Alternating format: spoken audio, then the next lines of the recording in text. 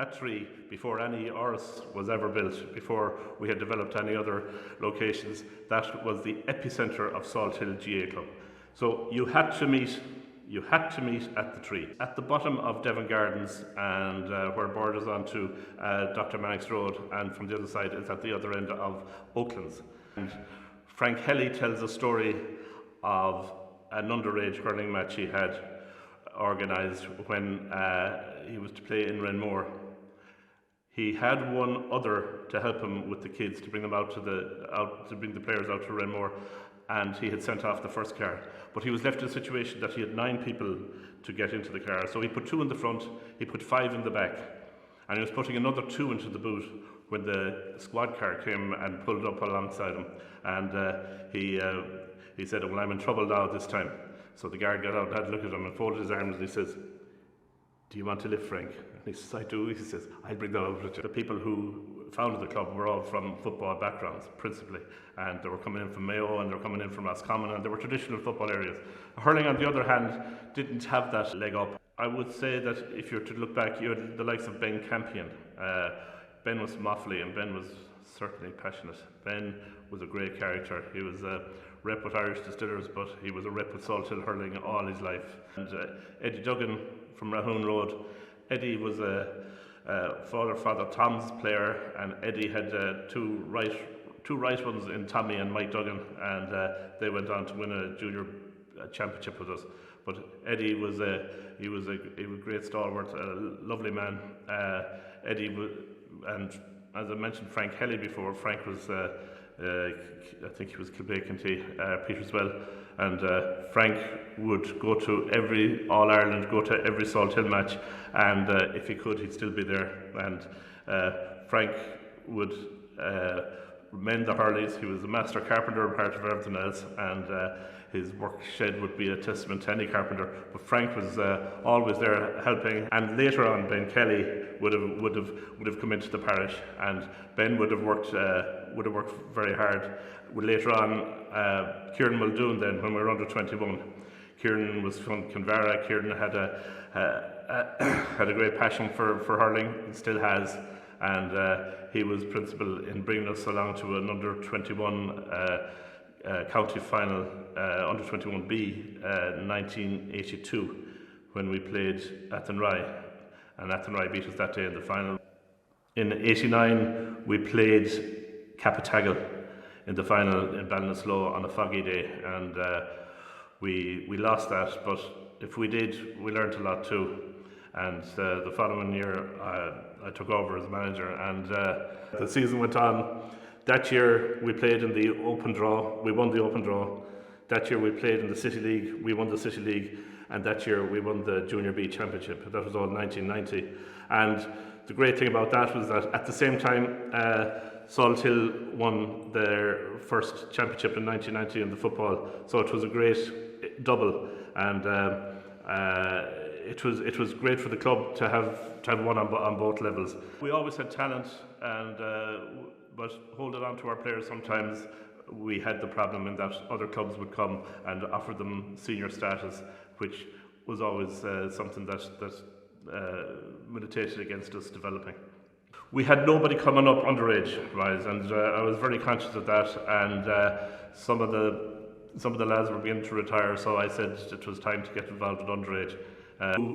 When Eamon and Edel came to the club in 2000, they certainly raised the bar in hurling, because they brought an expertise that we didn't have up to that, and because I suppose they were exposed to it at a higher level, and they brought new ideas. The confidence to strike the ball. There is no greater feeling, and the sound of the ball after come on, it's second to none. And when you can do that at pace, and when you can do it in a match, and when you can do it playing against somebody, and when you can do it when the chips are down, when you can put it over the bar, wow, that's what it's all about. I remember we had a meeting here going back. One of the things that we introduced was wall ball and indoor hurling, and we booked the Oris for the winter for some nights, and it was an executive meeting, and Ger Mulholland was football executive and I was the hurling, and Alan turned to me, "Ger," he says, you you have the hours booked out for the full winter. And jokingly I said to him, I said, Alan, I said, look it, I said, we have so many skills to train in hurling. I said, we've got, the hook and block, we've about 50 skills to train. And he said, and I said to him, I said, and you've only 2. And he said, what 2 are those? I said, pulling and dragging. And it was, sorry Alan for that, but you opened the gate. And that's the hurling. It takes so long to be so proficient at hurling, and it takes a lot of practice, and you probably have to do 5 nights a week to get to a great standard. But when you do achieve it, there is nothing better, and it will stick to you for a lifetime. And I pay great credit to people who have coached the hurling and the football, the people who make that extra effort, who do the extra yards to make sure that the game is safe for the future, and that there's people always there. As coaches, you never know the difference that you're making. One of the foundations that we had was starting at under 10, and we played in a great competition in Limerick, and it was called Féile na Bailte. And in Féile na Bailte, it was special in that it brought together city teams from Galway, from Limerick, and from Waterford. And we got to play against some of the great players of present when we were just under 10. And it was held between the All-Irelands, between the football and the hurling All-Ireland down in Limerick. And we went on to win that. And it was really a start of the players. I'm thinking at the time we had Jack Larkin, Michael O'Donnell, Conor O'Shea, and Neil Hyland, Ty Carron. They were the backbone of the future of underage. Féile has a special place for me because it epitomises what the GA is about. And I would say to anybody, if ever you get the chance to host Féile or get involved in Féile, please do and give it everything. We hosted St. Bridget's in Camogie, St. Bridget's from Dublin in Camogie, and we hosted Ballygalget from County Down in hurling. And it's where the club and the community come together very well. So as I said, Féile is a special time. The kids really enjoy it. 2012 to 2018, I went back again. We won the 2012 City League in junior, and Junior League, sorry, and present day it's in great order. I finished 2 years ago, and last year they went to the county final. Jimmy O'Hay and James Kelly, John Burke, Timmy Carpenter, Alan Hast are involved now, and they have a great setup. There's 35 on the junior panel. They're training at the moment, doing 5k runs and doing it all while we're closed down. But testament to what they are doing and to the lads, great work going in.